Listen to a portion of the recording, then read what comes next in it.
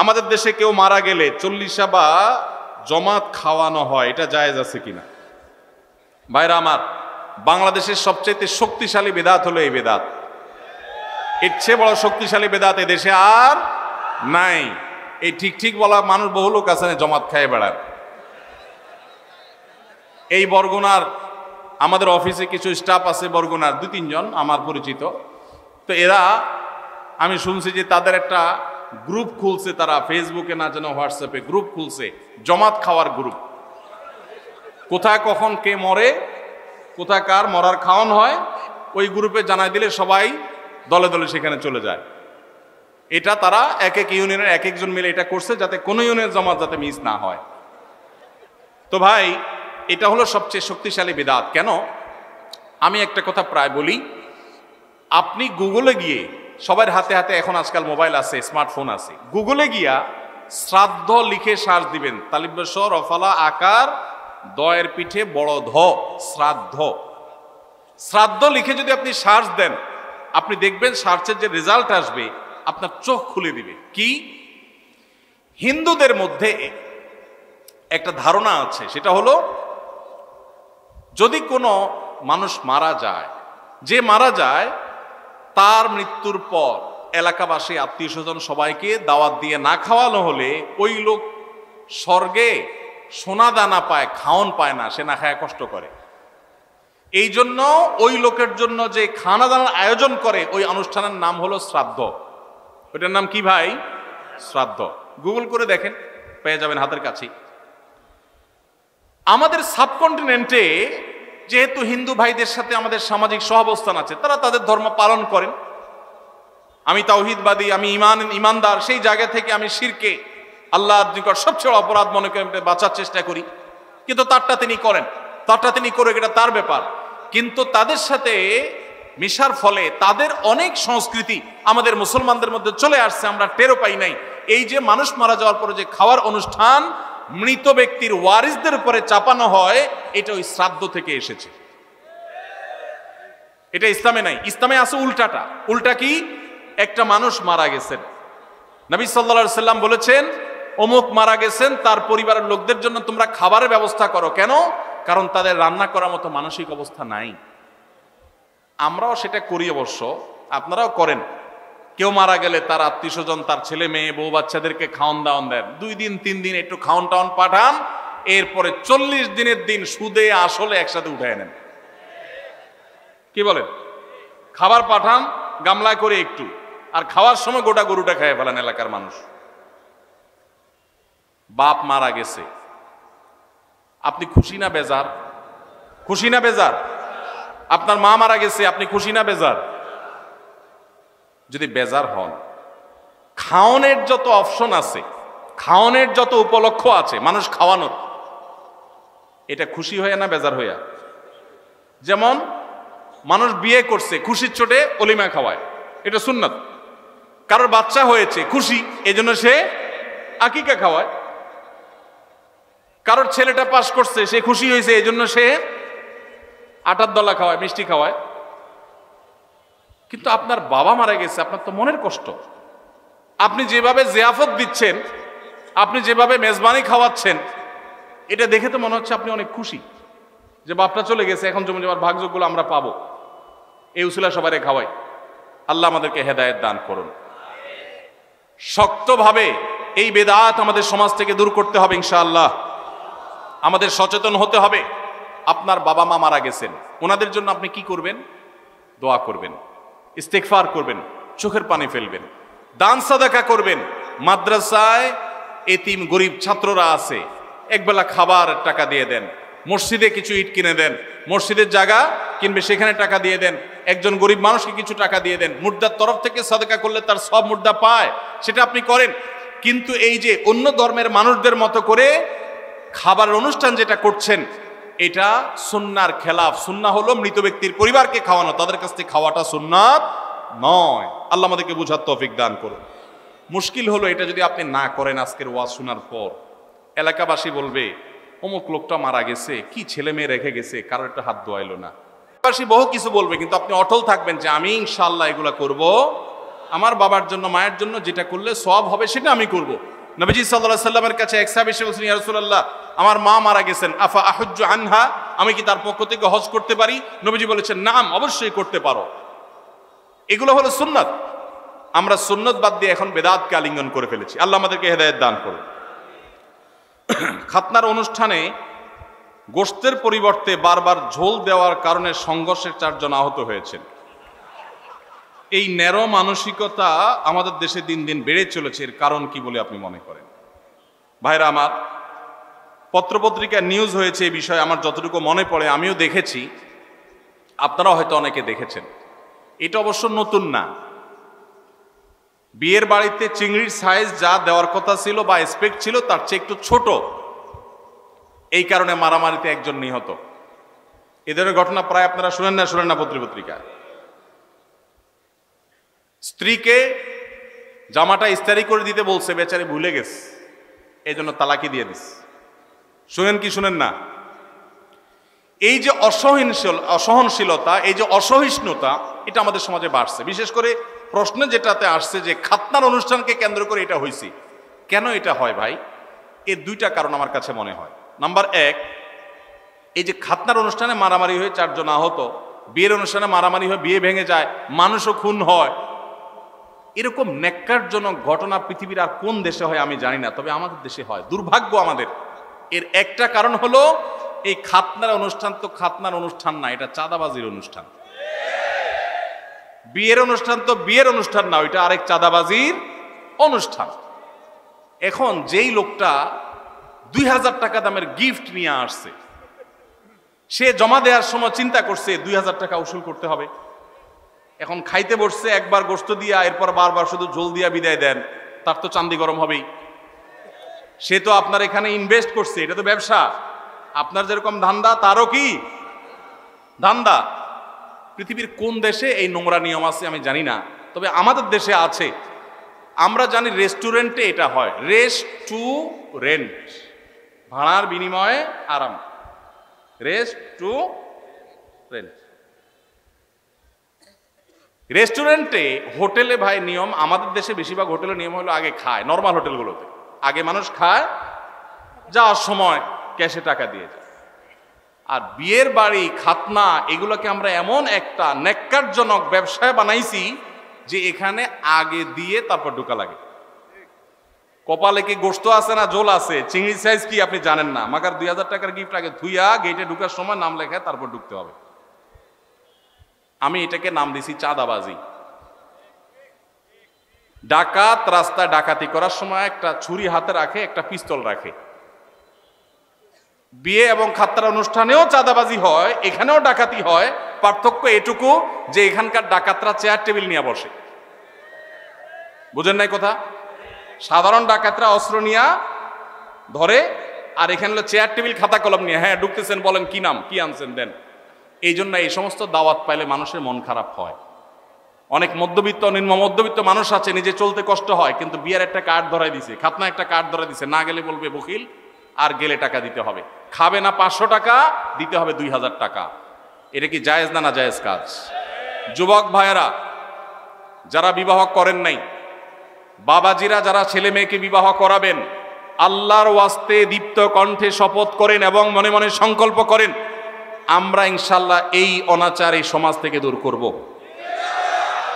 আপনি খাতনা করাবেন, খাতনা অনুষ্ঠান করবেন, কয়েকজন মানুষকে মেহমানদারি করবেন, ভালো জিনিস খাওয়ান, অসুবিধা নাই তো, কোনো আলেম নিষেধ করেন নাই তো এটা। কিন্তু আপনি সেটাকে ব্যবসা বানায় নিছেন। আপনার যদি খাবারের ব্যবসা করার এত প্ল্যানই থাকে, এই দাওয়াতের নামে নাটক না করে আপনি রেস্টুরেন্ট খুলে বসেন, খানা বেচবেন, 500 টাকার খানা খাওয়াবেন, হাদিয়া নেবেন 2000। অনেক জায়গা আগে থেকে যোগ বিয়োগ করা হয়, মেহমান দাওয়াত দিব 500, খরচ হবে এত, এক একজন এভারেজে 1000 করে আনলো, লাভ থাকবে এত। এটা কি ব্যবসা না? ব্যবসা না। এই ব্যবসার অনুষ্ঠান করতে আমাদের লজ্জা হওয়া উচিত। যুবক ভাইরা বিয়ের কার্ডে লিখে দিবেন, অনেক জায়গায় অনেক যুবকরা এটা শুরু করেছেন, আমি দেখেছি মাশাআল্লাহ। বিয়ের কার্ডে লিখে দিবেন, বিবাহ একটি সামাজিক অনুষ্ঠান এবং একটি ইবাদত, একটি আমল, অতএব আমার এই বিবাহে আপনি এসে আমাদের ধন্য করবেন। অনুগ্রহ করে কোনো উপহার উপঢৌকন আনবেন না, আনলে সেটা গ্রহণ করার ব্যবস্থা থাকবে না। কলিজা আছে? কার কার কলিজা আছে হাত তুলেন দেখি। আল্লাহ আমাদের তৌফিক দান করুন। ভাইরা আমার, যৌতুক এই সমাজের বুকে চেপে থাকা একটা জগদ্দল পাথর ছিল। এই মাহফিলের মঞ্চ থেকে, মসজিদের মিম্বর থেকে ওলামা একরাম যৌতুককে এই দেশে জাদুঘরে পাঠিয়ে দিয়েছেন। অনেকে আছেন আলেমদের এই সমাজে অবদান খুঁজে পায় না, তাদেরকে বলছি যে ওলামা একরাম মাদক, যৌতুক এই সমস্ত সামাজিক অভিশাপগুলো একটা একটা করে দূর করে দিয়েছেন। অতএব আমাদেরকে এই বিবাহ খাতনার নামে যে চাঁদাবাজি হয় সেগুলো বন্ধ করতে হবে ইনশাআল্লাহ। সবাই চেষ্টা করবো তো ইনশাআল্লাহ। আরেকজন যদি মনের কষ্ট নিয়ে একটা হাদিয়া দিয়ে যায়, একটা হাদিয়া দিয়ে গেল, একটা ডিনার সেট এনে দাওয়াত খাইলো, কিন্তু তার মনের কষ্ট আছে। গরিব মানুষ বা মধ্যবিত্ত মানুষ অনেক কষ্ট করে, নিম্ন মধ্যবিত্তের মানুষ এটা কিনছে, কিন্তু আত্মীয় স্বজন দাওয়াত না দিলে মানে গেলে না গেলে মানুষ থাকে না, সে নিয়ে আসছে, মনে খুশি নেই। নবী সাল্লাল্লাহু আলাইহি সাল্লাম বলেছেন, লা ইয়াহিল্লু মালু ইমরিইন মুসলিমিন ইল্লা বিতিবি নাফসি, কোন মুসলমানের সম্পদ তার মনের সন্তুষ্টি ছাড়া দিলে সেটা গ্রহণ করা হালাল হবে। তাহলে আপনি হারাম খাচ্ছেন। আল্লাহকে আমরা ভয় করব, চেষ্টা করবো তো ইনশাআল্লাহ। এই যে খাতনার অনুষ্ঠানে মারামারি, বিয়ের অনুষ্ঠানে মারামারি, এর একটা কারণ হলো এইটা যে এটাকে চাঁদাবাজি বানায় নিছেন। এই জন্য জৈসা করনা ওয়াইসা ভরনা, যেমন করবেন অমন পাবেন। নাম্বার 2, দ্বিতীয় কারণ হলো আমাদের মন মানসিকতাগুলো দিন দিন এত বেশি ভোগবাদী হয়ে উঠছে, আমাদের শিক্ষিতের হার বেড়েছে, মনুষ্যত্বের হার বাড়ে নাই। আমাদের দেশে শিক্ষিত মানুষের হার বেড়েছে, ভালো মানুষের হার বাড়ে নাই, কমেছে। যার কারণে সর্বত্র দেখবেন দুর্নীতি, অপশাসন, অন্যায়, অনাচার ভরে গেছে। এজন্য আমাদের সমাজে, আমাদের শিক্ষা প্রতিষ্ঠানগুলোতে, আমাদের জাতীয় কারিকুলামে, আমাদের স্কুল কলেজে ধর্মীয় শিক্ষা বাধ্যতামূলক করতে হবে।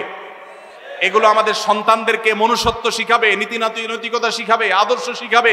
যতদিন আমাদের শিক্ষা প্রতিষ্ঠানগুলোতে, পরিবারগুলোতে দ্বীনের চর্চা ছিল, ততদিন মানুষ এত নিচে নামে নাই আলহামদুলিল্লাহ। এখন দিনদারিতা কমছে, মানুষ পশুত্বকে হার মানিয়ে দিচ্ছে। আল্লাহর ওয়াস্তে আমরা সহনশীলতার চর্চা করব। আমাদের মধ্যে সবর কমে যাচ্ছে, বেসবরি বাড়ছে। নফল আমল করার মানুষ পাবেন, ওয়াজ মাহফিলে আসার মানুষের অভাব নাই, কিন্তু চুন থেকে নুন খসলেই চান্দি গরম হয়ে যায়। ভালো না খারাপ? ভালো না খারাপ? যে নিজের রাগকে সংবরণ করতে পারে না সে কি ভালো মুসলমান? যে রাগকে সংবরণ করতে পারে। আপনি গিয়েছেন একটা দাওয়াতে, অনেক মানুষকে বড় মুখ করে নিয়ে গেছেন, যারা দাওয়াত খাওয়াচ্ছে তারা একটু ছোট লোকই করছে, হয়তো একটু মেহমানদারিতে কমতি করছে, কিন্তু তাই বলে আপনি সেখানে গন্ডগোল, ফাসাদ, ঝগড়া লাগাবেন?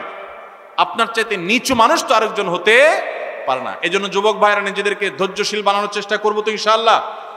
কিয়ামতের ময়দানে আল্লাহর কাছ থেকে ব্লাঙ্ক চেকের মাধ্যমে যদি কেউ সওয়াব পেতে চান, ব্লাঙ্ক চেক তো বুঝি আমরা না, কেউ কোনো কাজের বিনিময়ে আপনাকে 2 লাখ, 5 লাখ, 10 লাখ বা কিছু একটা ফিগার দিলেন, এটা এক জিনিস। আরেকটা হলো চেকে সই করে খালি চেক দিয়ে দিছে, অঙ্ক তুমি বসায় নয়, যা খুশি। তো এর চাইতে বড় বিনিময় আর হতে পারে? আল্লাহ রাব্বুল আলামিন কিয়ামতের ময়দানে ব্লাঙ্ক চেকের মতো বিনিময় দিবেন, একটা আমলের বিনিময়। বলবো সেটা কোনটা? আল্লাহ বলেছেন কোরআনে, ইন্নামা ইউওয়াফাস সাবিরুনা আজরাহুম বিগাইরি হিসাব। ধৈর্যশীলদের, যারা নিজেদেরকে সংবরণ করতে পারে, চান্দি গরম হলে উল্টাপাল্টা বলে ফেলে না, করে না, সবসময় সবর করে। সবরের যে 3টা প্রকার আছে, ইবাদত করতে গিয়ে সবর, পাপ কাজ ছাড়তে গিয়ে সবর। সবাই ভ্যালেন্টাইন ডে উপলক্ষে সাথীরা, বন্ধুরা অপকর্মে লিপ্ত হয়, সে তার জীবনকে বাঁচাবার জন্য, চরিত্রকে বাঁচাবার জন্য সংগ্রাম করে বেড়ায়, এটা একটা সবর। মাথা রক্ত উঠার মতো কাজ হয়েছে, কিন্তু সে নিজেকে ধরে রাখতে পারে, হজম করে, সবর করে, এটা সবচেয়ে বড় সবর। তো এই যে সবর যারা করে, আল্লাহ বলেছেন ইন্নামা ইউওয়াফাস সাবিরুনা, ধৈর্যশীলদেরকে বিনিময় দেয়া হবে আজরাহুম বিগাইরি হিসাব, কোনো হিসাব ছাড়া, ব্ল্যাঙ্ক চেক। আল্লাহ আমাদেরকে ধৈর্যশীল হওয়ার তৌফিক দান করুন। নামাজি মুসলমান পাবেন, দাড়ি লম্বা আলা মুসলমানও পাবেন, জুব্বা টুপি আলা মুসলমানও পাবেন, আলেম মুসলমানও পাবেন, কিন্তু ধৈর্যশীল মুসলমানের সংখ্যা অনেক কম, অনেক কম। আল্লাহ আমাদের ধৈর্যশীল হওয়ার তৌফিক দান করুন। সালাম দিলে কত নেকি এবং সালামের উত্তর দিলে কত নেকি হয়, এ বিষয়ে আপনারা মতামত জানতে চাচ্ছি। আমাদের গ্রামে সালাম নিয়ে নতুন করে ফিতনা হচ্ছে, এটা আবার কি? সালাম নিয়ে আবার কি ফিতনা হয়? হ্যাঁ ভাই, সালাম যে আগে দিবে আল্লাহ তাআলা তাকে কত নেকি দিবেন, আর যিনি সালাম পরে দিবেন, সালামের জবাব দিবেন যিনি 10। এটা তো হাদিসে সুসাব্যস্ত, এটা নিয়ে তো ইখতিলাফ করার কিছু নেই। যিনি সালাম আগ বেড়ে দিবেন তার ফজিলত বেশি, যিনি নিবেন তার ফজিলত কম। কেউ কোনো অন্যায় করলে তাকে যে কেউ শাস্তি দিতে পারবে কিনা? ভাইরা আমার, কোথাও কোনো অপরাধ হচ্ছে, কেউ কোনো অন্যায় কাজে লিপ্ত, তার সে অন্যায়ের শাস্তি আপনি নিজে হাতে দিবেন কিনা, অর্থাৎ আইন হাতে তুলে নেবেন কিনা? এই প্রশ্ন উত্তরে বলতে চাই এখানে দুইটা জিনিস আছে। একটা হলো অন্যায় দেখলে বাধা দেওয়া, যেটাকে নাহি আনিল মুনকার বলেছে কোরআন।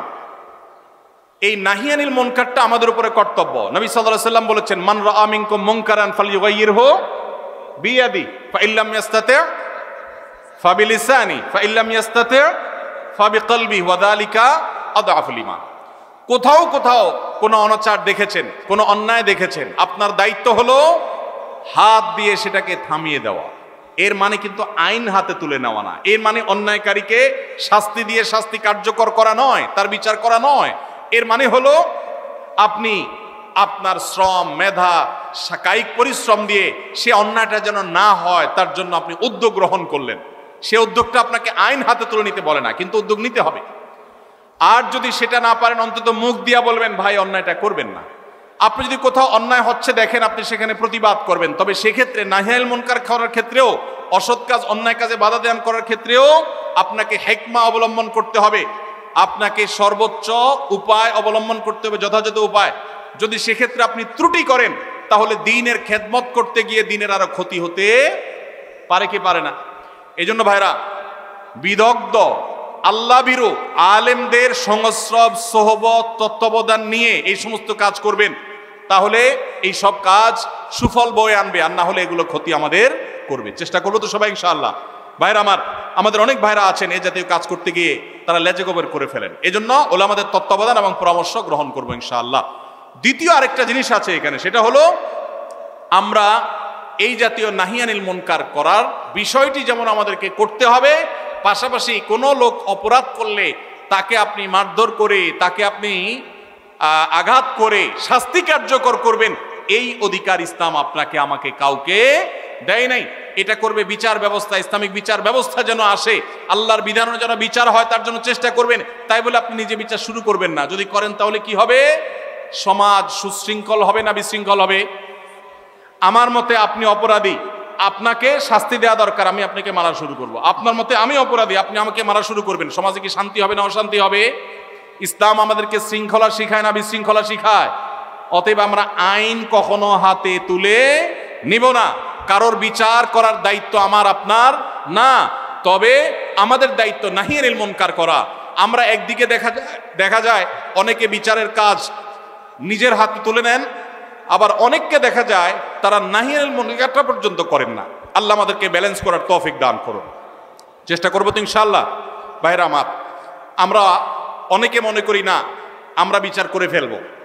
দেখুন, সাহাবা ইকরাম যখন দেখতেন কেউ কোনো অন্যায় করেছে, এমন অন্যায় করেছে যে তার মৃত্যুদণ্ড হওয়া উচিত, এমন একটা জঘন্য কাজ করেছে, তখন সাহাবীরা কি করতেন? ডাইরেক্ট ওই লোকটাকে মেরে ফেলতেন যায়? নিজের হাতে আইন বা বিচার বাস্তবায়ন করতেন না। তখন সাহাবীরা কি বলতেন? বহু হাদিস এরকম পাওয়া যায়।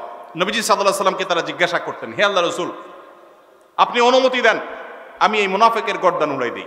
এরকম হাদিস আছে না নাই?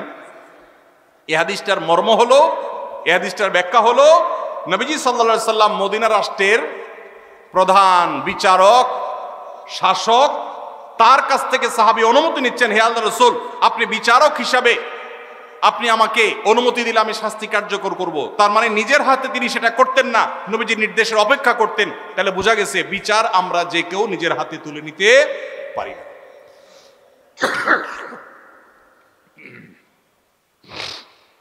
কাজী অফিসে গিয়ে উভয় পক্ষের সম্মতিতে 3 তালাক বলে বিবাহ বিচ্ছেদ করলাম, এখন কি সে আমাকে নিতে চায়, এখন আমার করণীয় কি? ভাইরা আমার, তালাকের মাসআলা এই বরগুনাতে দাওরা হাদিস মাদ্রাসা আছে না নাই? আছে, বড় বড় মসজিদ আছে যেখানে বড় বড় মুফতি সাহেবরা আছেন, এগুলো ওলামাদের কাছে গিয়ে জিজ্ঞাসা করবেন। শর্টকাট সব মাসালার উত্তর এই সংক্ষিপ্ত ভাষণে জানতে আসবেন না, কারণ তালাকের মাসালা এভাবে দিলে ভুল হতে পারে। এখানে কনভারসেশন লাগবে, আপনাকে আর অনেক প্রশ্ন করতে হবে, ডিটেইল লাগবে, তারপর উত্তর দিতে হবে। এই জন্য তালাকের প্রশ্ন উত্তর সাধারণত আমরা সংক্ষিপ্ত প্রশ্ন উত্তরে ভাষণে দেই না। এই জন্য ওলামাদের শরণাপন্ন হবেন, সবকিছু শর্টকাটে জানার চেষ্টা করবেন না। কোনো ব্যক্তি যদি তার সম্পত্তি 5 জন সন্তানদের মধ্য থেকে একজনকে বাদ দিয়ে 4 জনকে লিখে দিয়ে দেয়, সে ব্যক্তি মারা গেলে তার জানাজা নামাজ পড়া যাবে কিনা? ভাইরা আমার, আমাদের দেশে অনেকে এই কাজটা করেন, তেজ্যপুত্র করেন। প্রচলিত আইনে তেজ্যপুত্র কোথাও থাকতে পারে, কিন্তু ইসলামে তেজ্যপুত্র বলতে কোনো কিছু নবী করিম সাল্লাল্লাহু আলাইহি সাল্লাম পরিষ্কারভাবে নিষেধ করেছে। কোন মুসলমান অন্য মুসলমানকে ত্যাগ করে চিরকালের জন্য তার সাথে সম্পর্ক ছিন্ন করে ফেলবে, এটা জায়েজ। লা ইয়াহিল্লু লিমুসলিমিন আন ইয়াহজুরা আখাহু ফাওকা 3 লায়াল। 3 দিনের বেশি কোনো মুসলমানের সাথে অভিমান করে সম্পর্ক ছিন্ন করা জায়েজ আছে? নেই। এখন সন্তান খারাপ, যত খারাপ হোক, আপনি সন্তানকে তথাকথিত তেজ্যপুত্র করলেন, করে কোনো সম্পদ দিলেন না, বঞ্চিত করলেন, আল্লাহর কাঠগড়ার আসামি হবেন। আপনার ঘরে জন্মগ্রহণ করেছে, অতএব আল্লাহর কোরআনের মিরাসের আয়াতের নির্দেশের আলোকে এটা তার প্রাপ্য হক হয়ে গেছে। হ্যাঁ, সে যদি মোরতাদ হয়ে যায়, ইসলাম থেকে খারিজ হয়ে যায়, তাহলে সেটা মানে আমিনাল ইরফ, বা সে পরিত্যক্ত সম্পদ থেকে বঞ্চিত হবে। কিন্তু মুসলমান আছে, আপনার কথা শুনে না, আপনার খায় খেদমত করে নাই, আপনি সে অজুহাতে তাকে কিছু দিলেন না, বাকি সন্তানদেরকে দিয়ে দিলেন, আল্লাহর কাঠগড়ায় আসামি হতে হবে, জায়েজ হবে না। এখন এইটা যদি কোনো লোক করে, জীবদ্দশা দিতে চায়, তাহলে সমান হারে দিতে হবে। এক সাহাবী নবীজিকে এসে বলছেন, ইয়া রাসূলুল্লাহ, আমার সন্তানকে অমুক ছেলেকে আমি এটা দিয়েছি। নবী সাল্লাল্লাহু আলাইহি সাল্লাম বলেছেন, বাকি সবাইকে দিয়েছ? বলেন না, দেই নাই। তখন নবী সাল্লাল্লাহু আলাইহি সাল্লাম বলেছেন, ইত্তাকুল্লাহ ওয়া আদিলু বাইনা আওলাদিকুম, আল্লাহকে ভয় করো আর সন্তানদের মধ্যে সমতা বজায় রাখো। এই জন্য ভাইরা, এই জুলুম করা যাবে না। ইসলাম আমাদেরকে সাম্য এবং ইনসাফ শিখিয়েছে, সেটা আমাদের সব ক্ষেত্রে করতে হবে। এমনকি শত্রু হলে তার সাথেও আমাকে ইনসাফ করতে হবে। আমাদের কষ্ট হয়, আমার সাথে কারো শত্রুতা আছে, সে আমার সাথে শত্রুতা করে, কিন্তু তার বেলায় কোনো সাক্ষ্য দেওয়ার প্রশ্ন আসলে আমি সত্য সাক্ষ্য দিলে তার পক্ষে যায়, আমাদের দিতে মন চায় না। কিন্তু এই দেওয়াটাই হলো ইমানের দাবি। আল্লাহ বলেছেন, ওয়ালা ইয়াজরিমান্নাকুম শানাআনু কওমিন আলা আল্লাহ তা'দিলু ই'দিলু হুয়া আকরাবু লিত-তাকওয়া। কারোর সাথে শত্রুতা আছে দেখে আপনি ইনসাফ করবেন না, এটা জায়েজ আছে? এজন্য বাবাজিরা সাবধান, সন্তান সন্ততিদের মধ্যে কোনো প্রকার হেরফের করবেন না, এটা জায়েজ নাই। সেই সন্তান যদি খারাপ হয়, সে আল্লাহর কাছে দায়ী হবে, ভিন্ন কথা। তো আপনি তাকে সম্পদ থেকে বঞ্চিত করতে, হ্যাঁ, যেটা আপনি করতে পারেন, একটা সন্তান নেককার, মাদ্রাসায় পড়ে, দিনদার, ওকে একটু সম্পদ বাড়ায় দিলেন তার দিনদারিতার কারণে, সেটা জায়েজ আছে। কিন্তু একজনকে টোটাল বঞ্চিত করলেন, আরেকজনের নামে সব লিখে দিলেন, এটা কিন্তু জায়েজ হবে। এখন কোন মুরব্বী যদি এই কাজ করেন, তিনি মারা গেলে তার জানাজা পড়া যাবে না, এমন কোনো কথা নেই। তার জানাজা পড়বেন, কিন্তু তিনি আল্লাহর কাছে দায়ী থাকবেন। সন্তানদের কর্তব্য হলো, বাবা যাকে বঞ্চিত করছে আমাদের ভাগ থেকে তাকে দিয়ে আমরা ব্যালেন্স করে ফেলবো, তাহলে আশা করা যায় আল্লাহ তাআলা বাবাকে হয়তো মাফ করবেন। আমাদের দেশে ব্যবসার ক্ষেত্রে টাকা দিয়ে যে শেয়ার হয়, যেমন এক দোকানদারকে আমি 1 লক্ষ টাকা দিলাম, সে আমাকে কোন হারে দিবে, হালাল পন্থা কি? ভাইরা আমার, আপনি কোনো দোকানদারকে 1 লাখ টাকা দিলেন ফর এক্সাম্পল, আপনি তাকে বলবেন, ভাই এই টাকা দিয়ে ব্যবসা করার পর যদি আল্লাহ না করুক লস হয়, তো যা লস হবে আমি লস নেব। তোমার ব্যবসার পুঁজি আছে 10 লাখ টাকা, আমি সাথে 1 লাখ যোগ করলাম, তাহলে 11 লাখ হলো। 11 লাখে টোটাল ব্যবসাটা চলবে। ব্যবসাটা করার পর একটা পর্যায়ে দেখা গেল লস হয়ে গেছে, তো তোমার কি চলে গেছে? 11 লাখ টাকা যদি আমাদের 11,000 টাকা লস হয়, তো আমার 1,000 যাবে, তোমারও 10,000 যাবে। আর যদি লাভ হয়, সেক্ষেত্রে লাভের পার্সেন্টেজটা ঠিক করতে হবে। কিরকম? যে এই 1 লাখ টাকা আমি কত পার্সেন্ট পাবো? তুমি ব্যবসা যেহেতু নিজে পরিচালনা করবা, অতএব তুমি 60%, আমি 40%, অথবা তুমি 50%, আমি 50%, যে কোনো হার ঠিক করে লাভ এবং লস উভয়টার ভিত্তিতে যদি আপনি দেন, সেটা জায়েজ আছে। আর যদি 1 লাখ টাকা দিয়ে বলেন, ভাই আমার আসলটা ঠিক থাকবে, মাসে মাসে 2000 করে দিবেন, তাহলে এর নাম সুদ। এর নাম কি? কুল্লু কারজিন জাররা নাফআন ফাহুয়া রিবা। যদি আপনি এটা লোন হিসাবে দেন আর বিনিময় নেন, সেটা কি হবে? সুদ হবে। আল্লাহ আমাদেরকে বোঝার তৌফিক দান করুন। মেসেঞ্জার গ্রুপ চ্যাটিংয়ে SMS এর মাধ্যমে ইজাব কবুল হয়েছে। 2 জন সাক্ষীও ছিল মেসেঞ্জারে। কোনো মোহর উল্লেখ করা হয়নি। এখন বিবাহ হয়েছে কিনা? মেয়ের বয়স 13 বছর। আজকাল আমাদের অনেক যুবকরা আল্লাহর শরীয়তের সাথে তামাশা করে। তামাশা, এগুলো আল্লাহর শরীয়তের সাথে কি তামাশা। দিন কোনো ফাইজলামির নাম না ভাইরা আমার, সিরিয়াস ইস্যু। অনেকে আল্লাহকে সাক্ষী রেখে বিয়ে করে, এটা হলো অতি ভালো সাজা। অতি ভালো সাজা তো চোরের আলামত। এত মানুষ থাকতে, আল্লাহর বান্দা থাকতে আপনি আল্লাহরে কেন সাক্ষী বানাচ্ছেন? এই বিয়েগুলো বিশুদ্ধ নয়, এগুলো বিশুদ্ধ নয়, এগুলো জেনা হবে। বিবাহের জন্য দুজন সাক্ষীর উপস্থিতি, ইজাব কবুল থাকতে হবে। এই মেয়ে, বাচ্চা মেয়ে, তার বাবা কোথায়, মা কোথায়, অভিভাবক কোথায়, কোথাকার মেয়ে। জেনা করতে গিয়ে অনেক যুবককে শয়তান নেক্সট সুরতে ধোকা দেয়, তারা মনে করে আমরা হালাল করছি, অথচ তারা জেনায় লিপ্ত আছে। আল্লাহ আমাদের যুবক ভাইদেরকে হেদায়েত দান করুন। এগুলো জায়েজ নাই ভাই। কোন একদল লোক অস্থায়ীভাবে কোন এক অফিসে অবস্থান নিয়েছে, নিরাপত্তাজনিত কারণে তারা জুমার নামাজের জন্য পার্শ্ববর্তী মসজিদে না গিয়ে স্বস্থানে জুমার নামাজ আদায় করে। এখন জানার বিষয় হলো তাদের জুমার নামাজ সহি হয় কিনা। ভাইরা আমার, কোথাও যদি কেউ এরকম নিরাপত্তাহীনতা অনুভব করেন যে আমি জুমার নামাজ পড়তে গেলে আমার বিপদ হবে, দেখতে হবে ইস্যুটা কি ধরনের। এখন একজন চুরি করে পালাইছে, একজন সন্ত্রাসী করে পালাইছে, মানুষ খুন করে পালাইছে, ধরা পড়বে এই বয়সে জুমার নামাজ পড়তেছে না, এটা তো ভিন্ন জিনিস। কিন্তু কেউ এমন কোন পরিস্থিতিতে আছে যে সে বের হলেই তার জীবন হুমকির মধ্যে পড়বে, তখন তিনি বাসায় নামাজ পড়লে নামাজ হয়ে যাবে। আর জুমার নামাজ যদি তিনি জামাতের সাথে কোনো বাসায় পড়েন, তো জুমার নামাজ কোনো ভাষায় করার জন্য শরীয়তে অনেক শর্ত আছে। সেই শর্তগুলো না পাওয়া গেলে 2-4 জন মিলে জুমার নামাজ শুরু করে দিলে নামাজ হয়ে যাবে, এত সোজা না। এ বিষয়ে পুরো ডিটেইল অবস্থাটা জানা দরকার, যে আসলে কোন সিচুয়েশন, পরিস্থিতি কি, তারপরে মাসালা উত্তর দেওয়া সহজ হবে। আমি এখন যদি বলি তাহলে সেক্ষেত্রে সেটা অপূর্ণ থাকবে। এই জন্য এই মাসালাটাও কোনো দক্ষ বিদগ্ধ আলেমের সাথে দেখা করে বা ফোনে যোগাযোগ করে ডিটেইল বলে তারপর উত্তর নেবেন। এটা আমি স্কিপ করলাম, উত্তর দিলাম না। আমার এক সহকর্মী দাঁড়াই ছোট ছোট করে রাখে, এ ব্যাপারে তাকে নিষেধ করলে সে হেসে এসে বলে এতে কোনো সমস্যা নাই। এ ব্যাপারে শরীয়তের হুকুম কি? এই ব্যক্তি এখানে উপস্থিত আছে, দয়া করে কিছু বলে শাসন করে দেন। আসামি হাজির। ভাইরা আমার, দাড়ি লম্বা করা এটা নবী সাল্লাল্লাহু আলাইহি ওয়াসাল্লামের নির্দেশ। তিনি বলেছেন আফুল্লুহা আরখুল্লুহা, তোমরা দাড়িকে ছেড়ে দাও। দাড়িকে ছেড়ে দিতে বলেছেন, লম্বা করতে বলেছেন। সাহাবীদের মধ্যে এক মুষ্টির পরে, বুখারীর হাদিসে এক মুষ্টির পরে অতিরিক্ত অংশ কাটার বিষয়টা সাব্যস্ত আছে। এর আগে, এক মুষ্টির আগে সাহাবীদের কারোর কাছ থেকে, নবী সাল্লাল্লাহু আলাইহি ওয়াসাল্লাম থেকে কোনো হাদিসে দাড়ি কাটা ছাটার কোনো প্রমাণ নাই। এজন্য সারা বিশ্বের প্রায় সব উলামায়ে ইকরাম একমত যে দাড়ি লম্বা করা ওয়াজিব। কিছু ইখতিলাফ আছে, আরবের কিছু আলেমদের ভিন্ন মত আছে। বেশিরভাগ আলেমদের মতে হলো দাড়ি লম্বা করা কি ওয়াজিব। ইজিপশিয়ান কিছু আলেমদের ভিন্ন মত আছে, আরো কিছু আলেমদের ভিন্ন মত আছে। বাকি মেজরিটি আলেমদের মত হলো ওয়াজিব। আমরা বলি দাড়ি রাখা সুন্নত, সেটা সুন্নত এই অর্থে নবীজিও দাড়ি রেখেছেন, সেই হিসাবে সুন্নত। কিন্তু তিনি নির্দেশ করলে সেটা কি হয়ে যায়? সেটা আমভাবে ওয়াজিব হয়ে যায়, সেই হিসাবে দাড়ি রাখা ওয়াজিব। অতএব ভাই, যদি কেউ মনে করে দাড়ি না রাখলে সমস্যা নাই, তার কাছে সমস্যার ডেফিনেশনটা কি, সংজ্ঞাটা কি? কেউ তো বলতে পারে নামাজ না পড়লেও সমস্যা নাই, কিন্তু একজন মুসলমান মনে করবে আল্লাহর নবীর ওয়াজিব তরক করলে সমস্যা আছে না নাই? আছে। কিয়ামতের ময়দানে তার জন্য জবাবদিহি করতে হবে কি হবে না? হবে। তবে আমাদের ভাই কেউ হয়তো খোঁচা খোঁচা দাঁড়িয়ে রাখা শুরু করেছেন, আমরা তাকে অ্যাপ্রিসিয়েট করব, আমরা তাকে দূরে সরাবো না।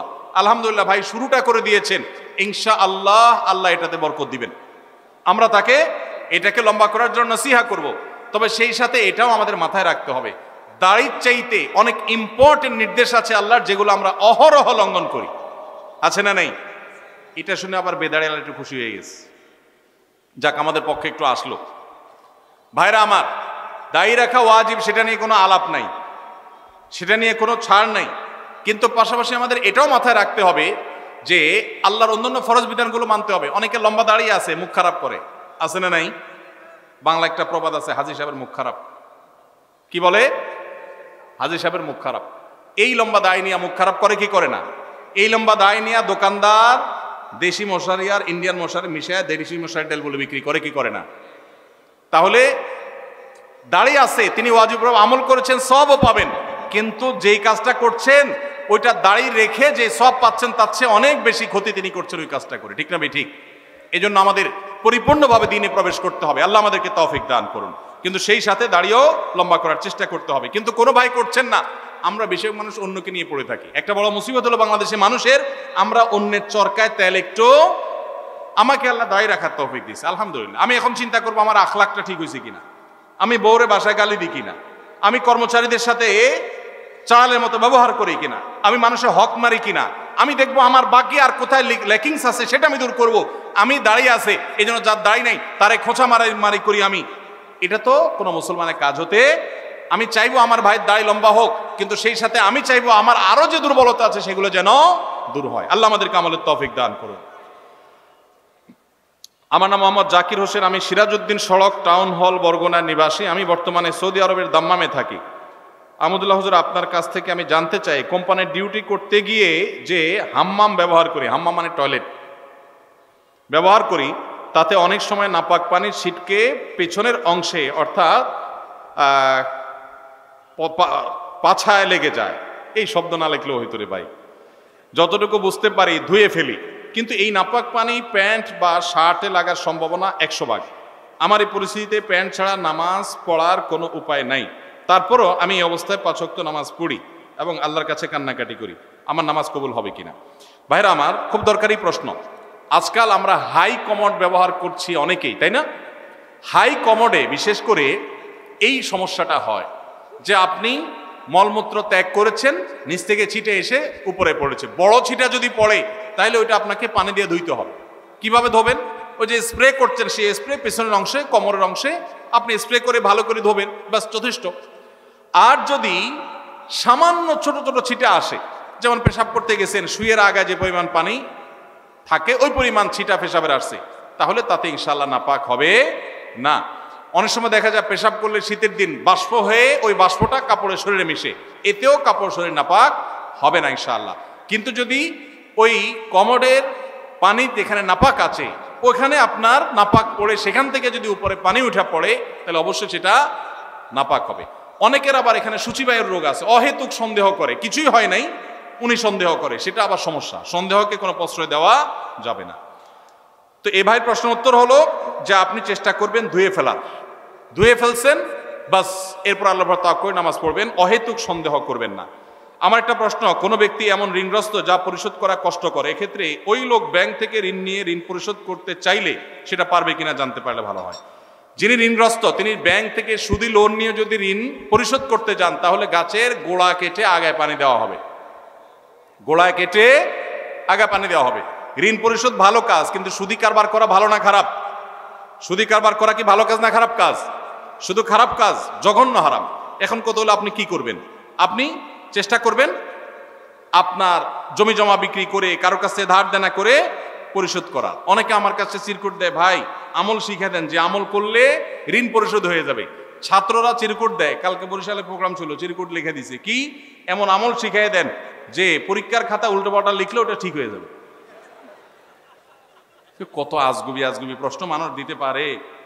আমি এই প্রশ্ন দেখে বললাম, এই প্রশ্ন বলতেছে এটা একটা ফাঁকিবাজ ছাত্র। ভালো ছাত্র হলে সে পড়ালেখার চেষ্টা করবে, কলম পড়া, ওই ধানাই ফানাই করা, অমুক পিসাবের কাছে যাওয়া পরীক্ষার আগে, এগুলো সব ফাঁকিবাজ ছাত্রদের কাম। ভালো ছাত্র পড়ালেখা করবে, ফাঁকি ঝুঁকি দিবে না, আর আল্লাহর কাছে দোয়া করবে, মুরব্বীদের কাছে দোয়া চাইবে, ব্যাস এনাফ। আপনি ধানাই ফানাই করলে এটা আলামত খারাপ। বিধায় একইভাবে ঋণ পরিশোধের জন্য অনেকে বলে ভাই আমল শিখাই দেন ঋণ পরিশোধ যেন হয়ে যায়। তা আমি অনেকের এরকম হাতের কাছে পেলে জিজ্ঞেস করি ঋণ কত টাকার? বলে 5 লাখ টাকা। জমি জমা ঘর বাড়ি? আলহামদুলিল্লাহ গর্বিটা আছে। জমি জমা? জমি জমা আছে, কিছু চাষের জমি আছে, ওগুলো বিক্রি করলে কত হবে? ওগুলো তো অনেক টাকার জিনিস, তো সেগুলো বিক্রি করে ঋণ দেন না কেন? না জমি বিক্রি করে ঋণ দেবো নাকি? মানে আপনি দোয়া শিখাই দেন, ওইটা আমল করলে উপর থেকে আল্লাহ বস্তা ফালাই দিবে, ঋণ দিয়ে দিব, আর আমার জমি আমারটা থাকবে। এই 2 নম্বরই করলে কোনো কাজ হবে? সাধ্য অনুযায়ী আমার গর্বিটা বিক্রি হলো, আমি ঋণ পরিশোধ করব, তাই বলে সুদে লোন নেওয়া জায়েজ হবে না। এটা অনেক ভাইরা ভুল করেন। বিভিন্ন রেস্টুরেন্টে, বিশেষত চাইনিজ রেস্টুরেন্টগুলোতে সি ফুডের নামে যে কাঁকড়া, অক্টোপাস, স্কুইড বা এরকম সামুদ্রিক প্রাণী খাওয়ানো হয়, বিশেষ করে কাঁকড়া খাওয়া শরীর দৃষ্টিতে বৈধ কিনা? হানাফি মাযহাব অনুযায়ী মাকরুহ, অন্য কোন কোন মাযহাবে, অন্য ইমামদের অনেকের মতে এটা জায়েজ, কিন্তু হানাফি মাযহাব অনুযায়ী মাছ ছাড়া, সমুদ্রের নিচে মাছ ছাড়া বাকি এই জাতীয় অক্টোপাস অথবা কাঁকড়া জাতীয় এগুলো খাওয়া মাকরুহ। জুমার সালাতে নবী সাল্লাল্লাহু আলাইহি সাল্লাম কোন সূরা পড়তেন? জুমার নামাজে আমাদের নবী করিম সাল্লাল্লাহু আলাইহি সাল্লাম সূরায়ে সাব্বিহ ইসমা রাব্বিল আলা এবং গাশিয়া, এই দুই সূরা বেশিরভাগ পড়তেন, এবং এত বেশি পড়তেন যে সাহাবীদের কেউ কেউ বলতেন নবীজি সাল্লাল্লাহু আলাইহি সাল্লামের জুমার নামাজে এই সূরা শুনতে শুনতে আমার মুখস্থ হয়ে গেছে, এত বেশি পড়তেন। সূরায়ে সাব্বিহ ইসমা রাব্বিল আলা এবং হাল আতাকা হাদিসুল গাশিয়া। আর কোন কোন হাদিসে আসছে নবী সাল্লাল্লাহু আলাইহি সাল্লাম সূরায়ে জুমআ এবং মুনাফিকুন, এই দুই সূরা জুমার নামাজে পড়তেন। সুন্নত কাজ নিয়ে ব্যঙ্গ করা হলে কি ধরনের পাপ হতে পারে জানতে চাই। কোন সুন্নত নিয়ে যদি কেউ ব্যঙ্গ করে ঈমান নষ্ট হয়ে যাবে। কি হয়ে যাবে? দেখুন, একটা পয়েন্ট বোঝার চেষ্টা করতে হবে। সুন্নত কেউ পালন না করলে কি বেঈমান হবে? কিন্তু সুন্নত নিয়ে কেউ ব্যঙ্গ করলে কি হবে? ঈমান নষ্ট হবে। নিজে দাড়ি নেই, আপনি বেঈমান হবেন না, আল্লাহ মাফ করে জান্নাত দিতেও পারেন। কিন্তু কেউ দাড়ি রেখেছে, বলতেছেন তাকে ব্যঙ্গ করে, কিরে জঙ্গি হয়ে গেছে দেখি, ছাগলের মতো লাগতেছে দেখি, হ্যাঁ, এরকম আজে বাজে কথা বলতেছেন, তাহলে কিন্তু ঈমান যাওয়ার আশঙ্কা আছে। খুব ভয়ঙ্কর ব্যাপার। বিদ্রোহর শামিল, আল্লাহর সঙ্গে বিদ্রোহের শামিল। বাংলাদেশে কোনো আইন আপনি অমান্য করলেন, আপনার শাস্তি হবে, নাগরিকত্ব বাতিল হবে না। কিন্তু আপনি বাংলাদেশ রাষ্ট্রকে অস্বীকার করলেন, আইনকে অস্বীকার করলেন, সেক্ষেত্রে আপনি রাষ্ট্রদ্রোহী হবেন। আল্লাহর কোনো বিধানকে মানেন নাই, সেটা একটা বিষয়, কিন্তু আপনি অস্বীকার করেছেন, ঠাট্টা করেছেন, বিদ্রুপ করেছেন, তাহলে কিন্তু ঈমান চলে যাবে। অনেক যুবক ভাইয়েরা আছেন, বিশেষ করে দাড়ির ইস্যুতে কোনো ভাই দাড়ি রেখেছেন, তার সাথে হাসাহাসি করে, তাচ্ছিল্য করে নিজের ঈমানটা নষ্ট করে ফেলান, আছে না নাই? নিজে করতে না পারেন, আরেকজন করলে খবরদার কোনো বিদ্রুপ করবেন না। এরপরে প্রশ্ন, ইন্নী ওয়াজ্জাহাতু ও নাওয়াইতুন পড়ার কোনো দলিল আছে কিনা? দলিল আছে ভাই, ইন্নী ওয়াজ্জাহাতুনের দলিল আছে। ইন্নী ওয়াজ্জাহতু ওয়াজহাল্লাযী ফাতারাস সামাওয়াতি ওয়াল আরদা হানিফা মা আনা মিনাল মুশরিকিন লা শারীকা লাহু ওয়া বিযালিকা উমিরতু ওয়া আনা আউয়ালুল মুসলিমিন। আরো লম্বা আছে, এটা দোয়ার প্রথম অংশ বললাম। এটা আমাদের নবী করিম সাল্লাল্লাহু আলাইহি সাল্লাম পড়তেন নামাজ শুরু করার পর, তাকবীরে তাহরিমা বাঁধার পর সানার জায়গাতে। সানার জায়গাতে আমরা একটা দোয়াই ছোটবেলা মুখস্থ করছি, আর যাই না, সেটা হলো সবচেয়ে ছোটটা। সানার মধ্যে তিনটা সানা প্রসিদ্ধ হাদিসে আছে, এর মধ্যে একটা হলো আল্লাহুম্মা বাঈদ বাইনি ওয়া বাইনা খাতায়ায়া কামা বাআদতা বাইনাল মাশরিকি ওয়াল মাগরিবি, এটা একটা সানা। আরেকটা হলো ইন্নী ওয়াজ্জাহতু ওয়াজহাল্লাযী ফাতারাস সামাওয়াতি ওয়াল আরদা হানিফা, অনেক বড় দোয়া, এটা আরেকটা সানা। আর সুবহানাকাল্লাহুম্মা ওয়া বিহামদিকা ওয়া তাবারাকাসমুকা ওয়া তাআলা জাদ্দুকা ওয়া লা ইলাহা গায়রুকা, এটা আরেকটা সানা। এটাকে দোয়ায়ে ইস্তিফতাহ বলা হয়, নামাজ শুরুর দোয়া। এই নামাজ শুরুর দোয়া হিসাবে আমরা সবচেয়ে ছোটটা মুখস্থ করছি, আর বাকি আরো দুইটা যে আছে আমরা জানি না। নবী করিম সাল্লাল্লাহু আলাইহি সাল্লাম মাঝে মধ্যে সেগুলোও পড়তেন। এখন এটাকে আমাদের দেশে বানাইছে জায়নামাজের দোয়া। ভাই, নবীজির সময় কি জায়নামাজ ছিল? দোয়া আসলো কোত্থেকে? জায়নামাজই তো ছিল না, দোয়া আসলো কোত্থেকে? তো জায়নামাজে দাঁড়ানোর কোনো দোয়া নাই। দোয়া আছে কিসের ভাই? নামাজ শুরুর। ইন্নী ওয়াজ্জাহতু হলো নামাজ শুরুর দোয়া, ওইটা লাগাইছি নিয়ে কোথায়? জায়নামাজে। জায়নামাজ দাঁড়াবে, আলাদা কোনো দোয়া নেই। আর নাওয়াইতুন যে দোয়া, ওইটা তো আসলে কোনো জাল হাদিসেও নেই, কোনো জাল হাদিসেও নাই। আলহামদুলিল্লাহ, এটা এখন মানুষ বুঝে গেছে। মনে মনে আমরা নিয়ত করছি, কোন নামাজে পড়ছি, নামাজের নিয়তে তাইয়িন করছি, আমি জোহর পড়তেছি, ফরজ না সুন্নত পড়তেছি, এটা আমার মাথায় আছে। এই নিয়তের ইস্তেহজার, এটাই যথেষ্ট। মুখে নাওয়াইতুন উচ্চারণ করা এটা জরুরি না, বরং এটাকে কেউ নামাজের পাঠ মনে করে বেদাতে লিপ্ত হওয়ার আশঙ্কা আছে। একসময় মানুষ অনেকে বলতো নামাজের এখনো মুখস্থ হয় না, এই জন্য নামাজ পড়ে না, এর কারণে সে গুনাহগার হবে। শুধু মহিলাদের জন্য আলাদা মসজিদ করার সহি দলিল কি? সহিতে দূরের কথা, জাল দলিলও তো নাই, জাল দলিলও নাই। মাস দুয়েক আগে আমি জার্মানিতে গেছিলাম, ইউরোপের।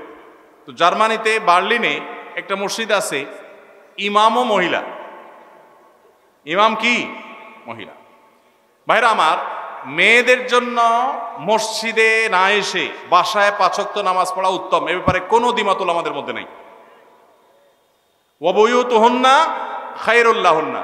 তবে হাদিসের আগের অংশ আছে, আল্লাহ নবী সাল্লাল্লাহু আলাইহি সাল্লাম বলেছেন, লা তামনাউ মা আল্লাহি মাসাজিদ আল্লাহ, আল্লাহর বান্দিরা মসজিদে আসলে বাধা দিও না, কিন্তু তাদের জন্য মসজিদে আসার চাইতে বাসা নামাজ পড়া বেশি উত্তম। তার নবীজি চাইতেন তারা যেন বাসায় পড়ে। মসজিদে দিনই কোনো প্রোগ্রাম, কোনো বিশেষ কারণে যদি আসে, দিনই এলেম অর্জন করার জন্য আসে, তাহলে ফিতনামুক্ত সেই পরিবেশ থাকলে আসবে, আর না হলে সেটাও বাসা বা অন্য অঙ্গনে হবে। আর পাবলিক প্লেসে যে মসজিদগুলো, শহরের মসজিদগুলো, মহিলারা বাজারে ডাক্তার দেখাইতে বিভিন্ন কারণে আসে, সেগুলো তো অবশ্যই মেয়েদের নামাজের ব্যবস্থা থাকা দরকার।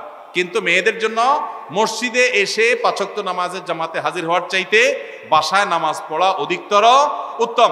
মদিনায় এক মহিলা নবী সাল্লাল্লাহু আলাইহি ওয়াসাল্লামের পেছনে এসে নামাজ পড়ার জন্য মসজিদে নামাজ 1 রাকাতে 1000 রাকাতের সওয়াব নবীজিকে যখন বলেছেন, নবীজি বলেছেন তুমি তোমার বাসায় পড়লে বেশি সওয়াব হবে, কেন কষ্ট করে আসো? এখানে 1000 পালে ওখানে আরো বেশি পাবে। কিন্তু আমাদের বন্ধুরা অনেকে আবেগে নিজেকে সামলাইতে পারেন না। আল্লাহ আমাদের বোঝার তৌফিক দান করুন। তাহলে মেয়েদের বাসায় নামাজ পড়া উত্তম, কিন্তু শহরে পাবলিক প্লেসে মেয়েদের নামাজের জায়গা না থাকার কারণে বহু পর্দানসীন, বহু নামাজি মেয়েরা ওয়াক্ত চলে যায়, নামাজ পড়তে পারে না। ডক্টর খন্দকার আব্দুল্লাহ জাহাঙ্গীরউল্লাহ বলতেন, আমাদের মা বোনরা বাসায় অবস্থান করবে, প্রয়োজনে বের হবে, এটাই শরিয়ার নির্দেশ। কিন্তু আমাদের মা বোনরা যে কোনো কারণে বাইর হয়ে গেছে, এখন যদি বলেন যে নামাজ পড়তে দিব না, বাসায় যাওয়া ছাড়া পড়বে না, তাহলে কাজা হবে, তাহলে সেটা তো তার জন্য ক্ষতিকর হবে। এই জন্য ব্যালেন্স আমাদেরকে শিখতে হবে। তো মহিলাদের জন্য আলাদা মসজিদ করার, পৃথক মসজিদ করার কোনো নজির শরিয়াতে নাই, কোনো আলেমের কোনো মত এর সপক্ষে নাই। এটা সারাসর ফিতনা, যদি কেউ করে নাজায়েজ হবে। মসজিদের ভিতরে প্রথম কাতারের সামনে দেয়ালের ওই পাশে লাশ রেখে সালাত আদায়ের দলিল চাই। বাবারে সব দলিল চাচ্ছে দেখি। দেখেন, মসজিদে যখন জানাজার নামাজ হবে তখন লাশ মসজিদে ঢুকাবে না। কেন? কারণ লাশে রক্ত, পুজ, পানি ইত্যাদি থাকতে পারে, মসজিদ নাপাক হবে। সেজন্য মসজিদকে পরিচ্ছন্ন রাখার প্রয়োজনে লাশটাকে পশ্চিম পাশে রেখে তারপর জানাজা পড়া হয়। কিন্তু এটা সুন্নাহ না। সুন্নাহ কোনটা? সুন্নাহ হলো মাঠে জানাজা নামাজ পড়া। এই সুন্নাহ মুর্দা হয়ে গেছে। কোনো কারণ ছাড়া গ্রামের মসজিদে এই কাজটা করা হয়। এই সুন্নাহটা জিন্দা করার জন্য আমাদের উলামাদের কাজ করতে হবে, ভাইদের কাজ করতে হবে। চেষ্টা করা যাবে না ইনশাআল্লাহ? ফরজ নামাজ হয়ে যাবে, বাইরে এসে জানাজা নামাজ পড়বেন। আমি যেখানে জুমা পড়ে আলহামদুলিল্লাহ এভাবে আমি জানাজা নামাজ পড়ি। আমি সারা জীবন যেখানে যে মসজিদে গেছি আমি চেষ্টা করেছি এই সিস্টেমটাকে জিন্দা করার, সুন্নাত জিন্দা করার। আরেকটা সুন্নাত আমাদের জিন্দা করতে হবে, সেটা হলো ঈদের নামাজ মসজিদে পড়া সুন্নাত না মাঠে পড়া সুন্নাত? ঈদের আনন্দই মাটি হয়ে গেছে পোলাপালের এখন মসজিদে মসজিদে ঈদের নামাজ পড়ে। আমি আমার শৈশবের কথা মনে পড়ে, একটা ঈদগাহ ছিল আমাদের পুরো ইউনিয়নে, অনেক দূর থেকে সেখানে যেতাম, যে আনন্দ পেতাম। এখন ঘরে ঘরে মসজিদে মসজিদে ঈদের নামাজ। কেন? কারণ কেউ কারোর মানতে চায় না। আরেকজন ঈদগাহে গেলে তো নিজের মাতবরি থাকে না, জন্য সব মসজিদ আলাদাই মাতবরি করতে চায়। মসজিদে ঈদের নামাজ পড়া সুন্নার খেলাফ। হ্যাঁ, কোন শহরে ওইরকম পর্যাপ্ত মাঠ নাই, তাহলে মসজিদে পড়েন। রাস্তা বন্ধ করে নামাজ পড়ার চাইতে মসজিদে পড়া ভালো। ইয়াকুমুল জুলুস আলা তারিক, নবীজি রাস্তা বন্ধ করতে নিষেধ করেছেন, সেটা করবেন না। কিন্তু তাই বলে মসজিদ বাদ দিয়া, মাঠ বাদ দিয়া বিনা কারণে মসজিদে ঈদের নামাজ পড়বেন না, উন্মুক্ত জায়গা পড়বেন। এই সুন্নাহটাও জিন্দা করা দরকার। ঈদের যে আনন্দ সেটা এখন নাই। পোলাপান বসে বসে মোবাইল টিপে আর মসজিদে 5 ওয়াক্ত পড়ে, ঈদও পড়ে, আলাদা কোনো আনন্দ পায় না। ঈদগাহে যাওয়ার যে আনন্দ ওইটা কখনো মসজিদে আদায় হয় না। এই সুন্নাহটা আমাদের উলামারা চাইলে জিন্দা করতে পারেন। অনেক মাঠ আছে কিন্তু চেষ্টাও করে না অনেকে। বড় বড় আলেম ওলামা পরামর্শ দেন, যারা মাদ্রাসায় খেদমত করেন আপনারা খেদমতের পাশাপাশি ছোটখাটো ব্যবসা করবেন। আমরা যারা হিফজ বিভাগে খেদমত করি আমাদের ক্লাস রুটিন এমনভাবে সাজানো, এর মধ্যে অন্য কিছু করার সময় থাকে না, এবং আমাদের বেতন সব থেকে কম। এই টাকা দিয়ে সংসার চালাতে খুবই কষ্ট হয়। এখন আমাদের করণীয় কি? এই প্রশ্ন যে ভাই দিয়েছেন খুবই প্রাসঙ্গিক এবং খুবই প্রয়োজনীয় প্রশ্ন দিয়েছেন। আমাদের দেশে হিফজখানা শিক্ষকদের প্রতি অনেক ক্ষেত্রেই অবিচার করা হয়। এখানে অনেক মাদ্রাসার পরিচালক আমার ভাইয়েরা আছেন, ওলামা একরাম আছেন। বিনয়ের সাথে বলতে চাই, মাদ্রাসার সংখ্যা, ছাত্রের সংখ্যা না বাড়িয়ে আল্লাহর ওয়াস্তে করজোড় করে অনুরোধ করি, কোয়ালিটি বাড়াবার চেষ্টা করেন। আস-সুন্নাহ ফাউন্ডেশনের তরফ থেকে আমরা চাইলে 2-10-20টা দাওরা হাদিস মাদ্রাসা আল্লাহর ফজলে 1 বছরে করে ফেলা কোনো ব্যাপার না। আমাদের একটা বাচ্চাদের মাদ্রাসা আছে, বাচ্চাদের। ঢাকা একটা ব্রাঞ্চ, কুমিল্লা একটা ব্রাঞ্চ। ঢাকায় 600-650 ছাত্র আছে। আমরা চাইলে ঢাকায় আল্লাহর ফজলে 5-10টা ব্রাঞ্চ খুলে ফেলতে পারি, কিন্তু আমরা খুলি নেই। কেন? একটা দিয়েছি, বছর 3 হচ্ছে, আরো 1-2 বছর 3 বছর এই মাদ্রাসার শিক্ষকদের একজন একজন করে ঘষা মাজা দিয়ে তাকে আমরা যেই শিক্ষকের স্বপ্ন দেখি, আমরা ছোটবেলা যে উস্তাজদের দর্দে দিল অনুভব করতাম, সেরকম উস্তাজ গড়ে তুলব, সেরকম মুহতামিম প্রিন্সিপালকে গড়ে তুলব, অভিভাবকদেরকে গড়ে তুলবো, আল্লাহ তৌফিক দিলে ইনশাআল্লাহ এরপরে আমরা ব্রাঞ্চ খুলবো। এবং চাইলেই বড়দের মাদ্রাসা করতাম, অনেক আলেম আছেন ছোটদের মাদ্রাসা করতে চান না, দাওরায়ে হাদিস খুলতে চান, ইফতা খুলতে চান, নিচের দিকে খুলতে চান না। আমরা উল্টা, আমরা বলি আমরা নিচের দিক থেকে গড়ব। একদম ছোট বাচ্চা নেব, জীবনে কোনো স্কুলে কোনো মাদ্রাসা যাই নাই, ওকে নিব, এই কাদামাটিকে আমার মতো করে আমি গড়ব। এই ছেলেই এক সময় যুগের মুজাদ্দিদ হবে ইনশাআল্লাহ।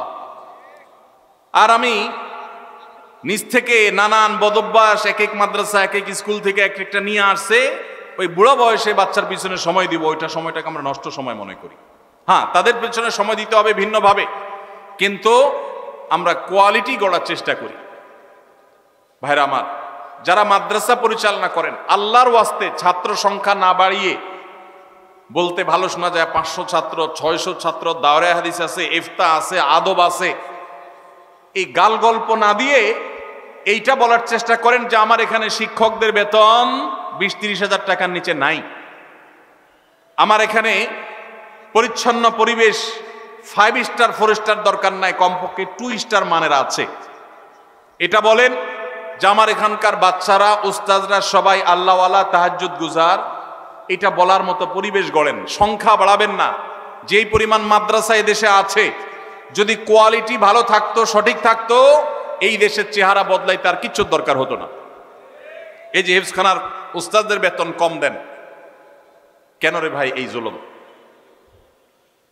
আমরা আমাদের মাদ্রাসা আলহামদুলিল্লাহ জিম্মাদার যিনি, তাকেও দেওয়ার চেষ্টা করি 70,000 টাকার বেশি মাসে। একজন মানুষ শহরে মিনিমাম চলতে যদি তার যা দরকার সেটা যদি আপনি দিতে না পারেন, তখন সে তো ডান বাম উল্টাপাল্টা কাজ করবে, তার ভিতরে আল্লাহর ভয় কম থাকলে, আর দুনিয়া তাকে পরিবর্তন করার চেষ্টা করবে। এই জন্য হেফজখানার শিক্ষকদের আল্লাহর ওয়াস্তে তাদের বেতন বাড়াবেন। আর দ্বিতীয়ত হলো, এই যে হেফজখানাগুলোতে যে মারধর হয়, এমন মারধর এখন কমে গেছে আলহামদুলিল্লাহ, কিন্তু এখনো অনেক জায়গায় আছে। এই মারধর কেন হয়? এর যদি 10টা কারণ থাকে, তার একটা কারণ হলো একই ওস্তাদ ওই ভোর 4টা বাজে উঠছে, রাত 10টা পর্যন্ত উনি বসে আছে। মানুষ তো বেচারা, এই ছেলে পড়া পারতেছে না, ওই ছেলে দুষ্টামি করতেছে, এই সবগুলো তার ব্রেনের উপরে প্রেসার পড়ে। সকাল থেকে রাত পর্যন্ত এই একই জিনিস করতে করতে করতে করতে তার ভিতরে যে চাপ আসে, এই চাপের কারণে সে অনেক সময় দেখা যায় মেজাজ হারিয়ে ফেলে। ভাইরা আমার, ইসলাম তো আমাদেরকে ব্যালেন্স শিখিয়েছে, ব্যালেন্স।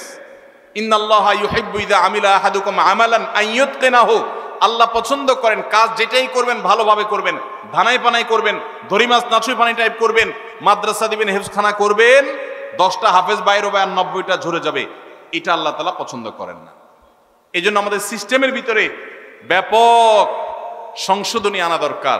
বিশেষ করে হেফজখানাগুলোতে শিক্ষকদের ফ্যামিলি নিয়ে সাথে থাকার সুযোগ তো নাই, উল্টা যে বেতন দেন বেচারা 4 মাসে একবার বাড়িতে যাইতে পারে, বউ বাচ্চার কাছে যেতে পারে না, ডিপ্রেশন, মাথা পেরেশানি এগুলো থাকে, তখন বাচ্চাদের উপরে নানামুখী জুলুম তার দ্বারা হয়ে যায়। এই জন্য ভাইরা আমার, অন্তত কিছু মেসাল সৃষ্টি করেন, কিছু উদাহরণ সৃষ্টি করেন। এই কথাগুলো আপনাদের বলছি, আপনারা অনেকে মাদ্রাসা পরিচালনা করেন, এখানে উলামা ইকরাম আছেন, হিফজখানা শিক্ষকদের এই দিকটা দেখা দরকার। পাশাপাশি প্রশ্ন যে একটা গুরুত্বপূর্ণ বিষয় উঠে আসছে, আলেমদের অন্য কাজ করা দরকার, এর সাথে আমি শতকণ্ঠে একমত পোষণ করি। উলামা ইকরাম যারা আছেন, আল্লাহর হস্তে কিছু একটা আপনার ইমামতির পাশাপাশি, আপনার শিক্ষকতার পাশাপাশি কিছু একটা করেন। একমাত্র বাংলাদেশ অদ্ভুত এক দেশ, এদেশে আলেমরা কিছু করলে মানুষ বলে হুজুর দুনিয়াদার হয়ে গেছে। 2004-05 সনের দিকে আমার মনে পড়ে, আমি ঢাকার মণিপুরে এক মসজিদে তখন জিম্মাদারিতে ছিলাম, ইমামতি করি, খতিব সেখানে এখন মাওলানা ওমায়ের কুব্বাদি সাহেব আছেন, ওনাকে রেখে আমি সৌদিতে গেছিলাম। তো আমার মনে আছে, আমার মুয়াজ্জিন সাহেব উনি তখনকার আমলে আপনার ওই যে ফোনে রিচার্জ করার যে কার্ড, তখন তো কার্ড অনেক বেশি বিক্রি হতো, তখন এই কার্ডগুলোর ব্যবসা উনি শুরু করবেন, আমার সাথে পরামর্শ করলেন। আমি বললাম খুব ভালো কথা, দেদারসে শুরু করে দেন। কোন মুসল্লি যদি আপনার চোখের দিকে তাকায়, আমাকে দেখা দিবেন সেই মুসল্লিকে, তারা শায়েস্তা করার দায়িত্ব আমার।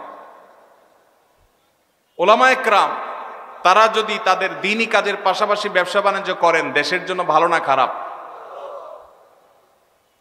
আপনি যদি সৌদি আরবে যান, আপনি অবাক হয়ে যাবেন।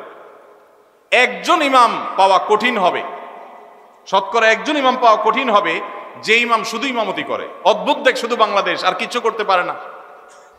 হুজুর যদি একটা দোকানদারি করে, বলে হারে হুজুরেরও টাকায় ধরছে। মুসল্লিদের ফতোয়ার চোটেই হুজুর টিকে না। আপনি দেখবেন মসজিদুল হারাম, মদিনার মসজিদে নববীর ইমাম খতিব যারা আছেন, এমনকি মুয়াজ্জিন যারা আছেন, আমার জানা মতে একজনও নাই যে শুধুমাত্র এই হারাম শরীফের চাকরি করে। হারাম শরীফের মতো জায়গায় যারা ইমাম আছেন, তারা একজন মন্ত্রী পদমর্যাদার প্রটোকল পান, সরকারি বাসা বাড়ি, সৌদি আরবের মতো জায়গায়। এরপরেও দেখবেন হয় কোনো কোর্টের বিচারক ইমাম সাহেবরা, আর না হলে কোনো বিশ্ববিদ্যালয়ের শিক্ষক, সব পিএইচডি হোল্ডার, বড় বড় আলেম। মুয়াজ্জিন সাহেবরা কোথাও না কোথাও চাকরি করেন। হারামের একজন মুয়াজ্জিনের অফিসে আমি সাক্ষাৎ করলাম বছর 2 আগে, আব্দুল্লাহ সাইফুল্লাহর সাথে ছিলেন আমার। ওনার অফিসে গেলাম, এক বাংলাদেশি বলল যে হারামের অমুক মুয়াজ্জিন সাহেবের অফিসে আমি টি বয়ের কাজ করি, আপনারা কি দেখা করবেন নাকি? আমি বললাম হারামের মুয়াজ্জিনের সাথে দেখা করা তো সৌভাগ্যের, চলেন যাই। গেলাম, যা দেখি কোর্টে তিনি একটা টেবিল চেয়ার নিয়ে বসে কাজ করছেন, এটা চাকরি করতেছে। হারামের মুয়াজ্জিনই তো দূরের কথা, হারামের ঝাড়ুদারি করার সুযোগ পাইলে তো আমাদের দাপটে চলে বলতাম আবার চাকরি করে কে, দরকার আছে? হাদিয়ে খাই তো কুলাবো না। আপনি যদি দারুল দেওবন্দ যান, আপনি দেখবেন দেওবন্দ মাদ্রাসার শিক্ষকদের কারোর হয়তো বুক বাইন্ডিংস এর দোকান আছে, কারোর হয়তো দাওয়াখানা আছে। আপনি পাকিস্তানে যান, দেখবেন যে এগুলো আছে। তারেক জামিল সাহেবের ওই যে কি এমটিজে, মাওলানা তারেক জামিল চেইন শপ করেছে। জোনায়েদ জামশেদ, তারও ছিল ফ্যাশনের দোকান। বাংলাদেশে আলেমদের এগুলো করতে দোষ। আমি আলহামদুলিল্লাহ দীর্ঘদিন থেকে স্বপ্ন দেখছি এবং স্বপ্নের খুব কাছাকাছি আমি অবস্থান করছি। ছোট ছোট করে এক বা একাধিক ব্যবসা একযোগে শুরু করবো ইনশাআল্লাহ, উদ্বুদ্ধ করার জন্য। ওলামায়ে কেরামকে আল্লাহ তাআলা সাধারণ মানুষের দিকে যেন চেয়ে থাকতে না হয়, তাদের হাদিয়া নির্ভর যেন হতে না হয়, আল্লাহ সেই তৌফিক দান করুন। এই জন্য সে আন্তরিকতা থাকতে হবে। এখন মুশকিল হলো, আমরা যারা আবার ব্যবসা বাণিজ্যে যাই, অনেকে সেই দিকে যাইয়া আমাদের দিনদারিতা এটাতে ঘাটতি চলে আসে, ওইটা যেন না আসে। আল্লাহ আমাদেরকে তৌফিক দান করুন।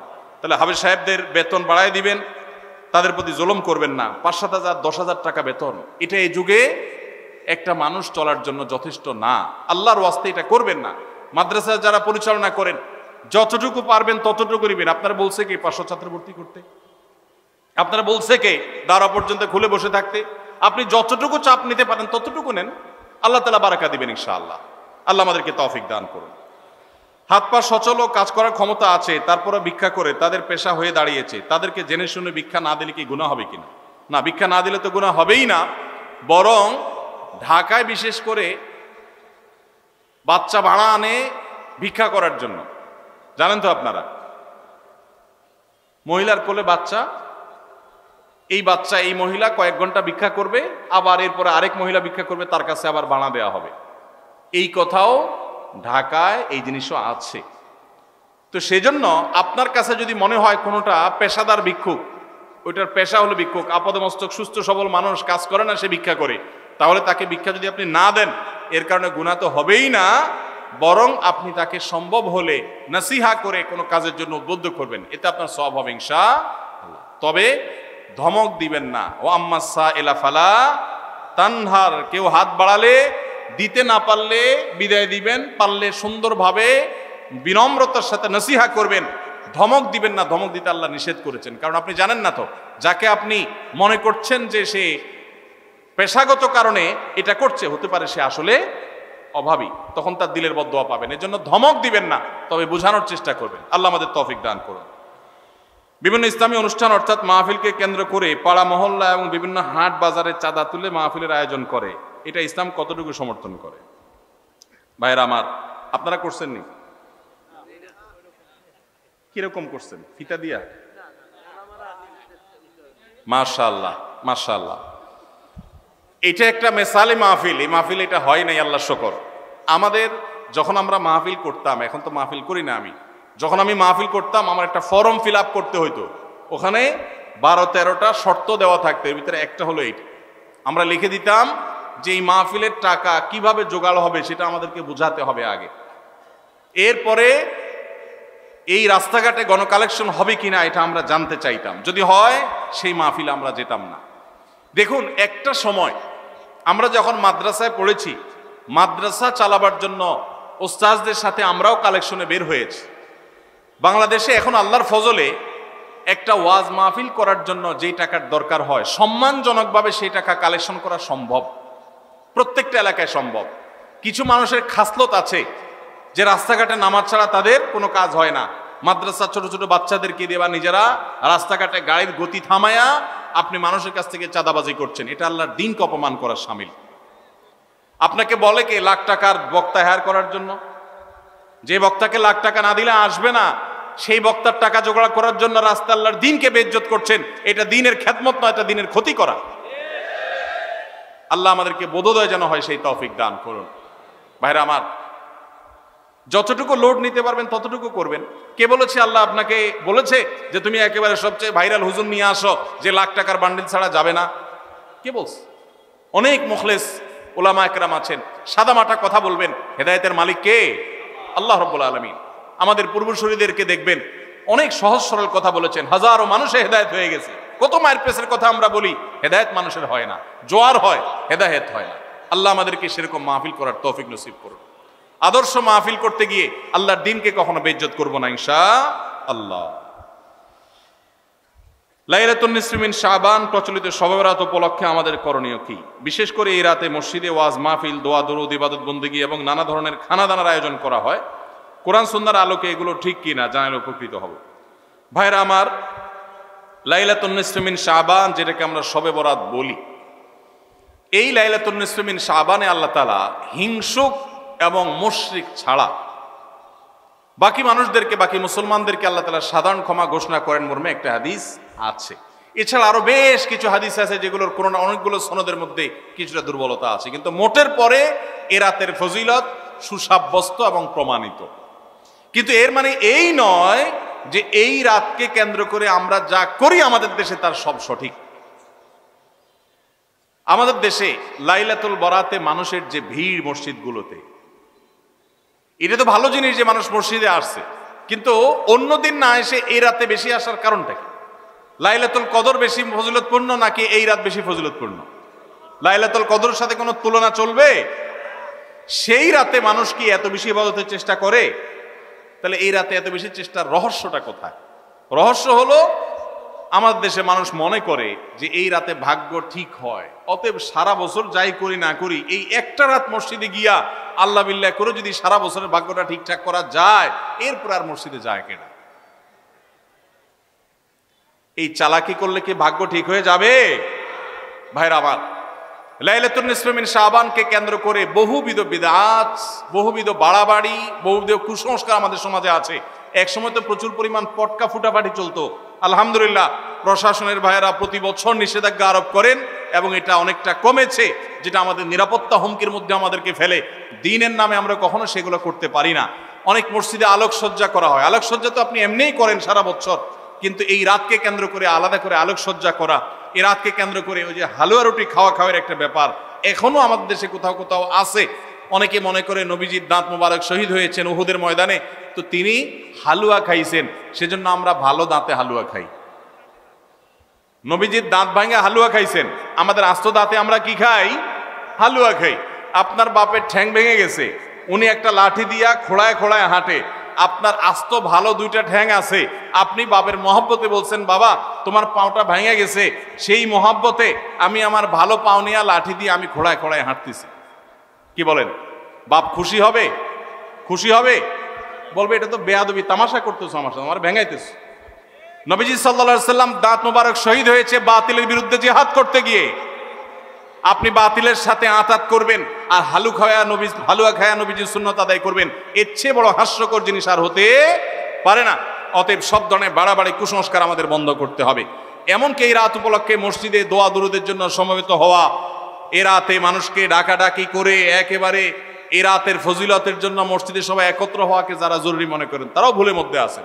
ব্যক্তিগত ইবাদতে আল্লাহর ক্ষমা পাওয়ার জন্য চেষ্টা করতে পারেন, সেটা ভিন্ন বিষয়। আল্লাহ আমাদেরকে বুঝার তৌফিক দান করুন।